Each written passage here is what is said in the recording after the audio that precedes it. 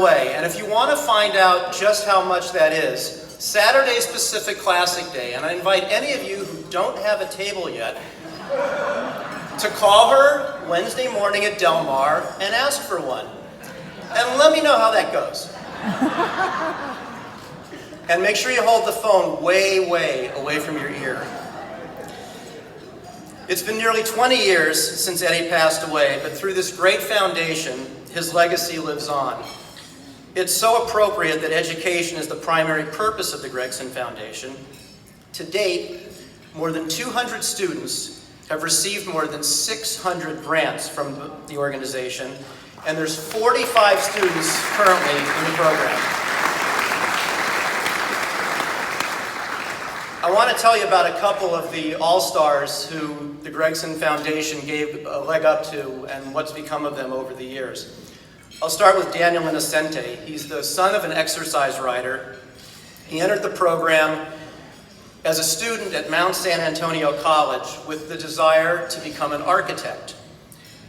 He got a degree at the private Southern California Institute of Architecture, and then he went to graduate school at MIT. Wow. All of this because he got a leg up from the Gregson Foundation. But then he made something of it too. He went to work for the great architect Frank Gehry's firm in Los Angeles. Now, I'm sure many of you are familiar with him, but that's the firm that designed, for instance, the Walt Disney Concert Hall, the Guggenheim Museum in Spain. He eventually got hired by the Jet Propulsion Laboratory. And the reason he got hired there was to help design the rovers that went to Mars.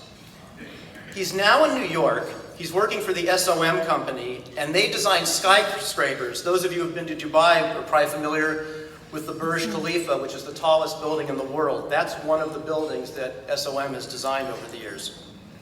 Daniel is continuing to work on projects for NASA, and he's so well regarded internationally that he's been a guest lecturer at design conferences and architectural conferences in Switzerland, Spain, and Italy, all because of what you all have done for the Gregson Foundation.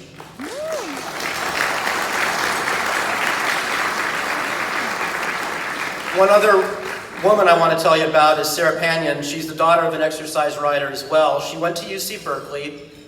She got a degree in English and psychology, and then she got a master's in speech and language pathology at Northwestern.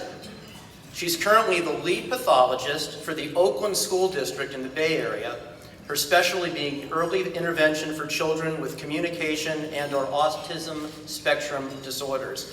Those are the kinds of people that your donations are supporting through the Gregson Foundation.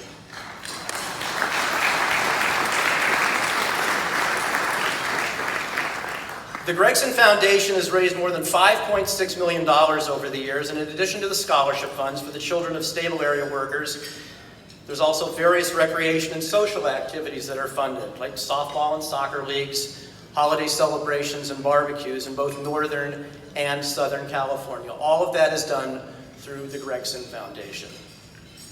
Now, the other person that we're honoring tonight is jockey Victor Espinoza.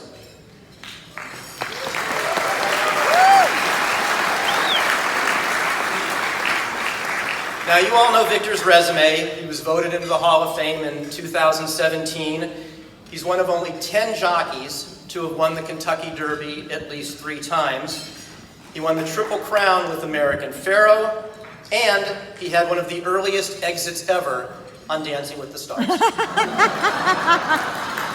Jay Hovde wrote a wonderful story about Victor that's in the dinner journal tonight, so I'd invite you to take a look at that story when you get home tonight. But what you might not know about Victor is that he's one of the most charitable people in horse racing.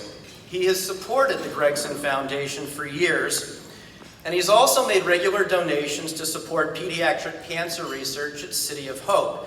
That's something he had done without fanfare for a number of years, and it only became public, not through his doing, when American Pharoah was on his Triple Crown run and his March to Glory. Now, 1 year ago, Victor was recuperating from serious injuries he suffered in a training accident at Del Mar. A few weeks after that accident, I went to his house and I knocked on the door. He had invited me to come over and interview him for a story for the Racing Forum. The door opened, guy answered the door, and I was like, wow, you look great. And then I realized it was his brother, Jose, who ushered me in, and there was Victor sitting rigid in a chair. He had a back brace that covered his entire chest and back. He had a brace around his neck that kept him from being able to move from side to side. He'd have to turn his whole body in order to have a conversation. As you know, he had had a pretty serious fracture to his spine, and he had to have 24-hour care at that time. And at the time, he told me he didn't really care about getting back to riding. All he wanted to do was get healthy again so that he could live the rest of his life without being in pain.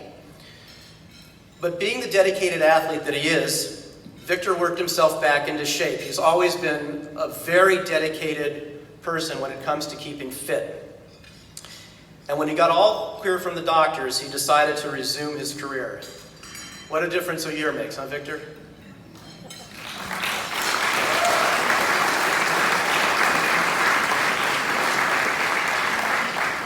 Now, even after all those ups and downs, he's still the same fun-loving, happy-go-lucky Victor we've known and loved for years.